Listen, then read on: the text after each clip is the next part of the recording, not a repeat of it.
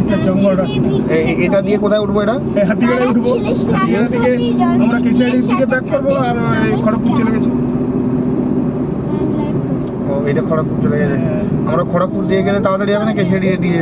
না, কেশিয়াড়ি দিয়ে তাড়াতাড়ি, তুমি খড়গপুর দিয়ে ব্যাক করো। কিন্তু রাস্তা ঝাঁকাস, রাস্তা সুন্দর, বাস তো খুব কম চলে। এটা এইটাই কম চলে, সেটাই সোনাকুড়ি এইটাই রাত্রে প্রচুর ডাম্পার চলে, বালি গাড়ি সব। খড়িকা, এটা তো খড়িকা রাস্তা না, এটা রোহিণী রাস্তা।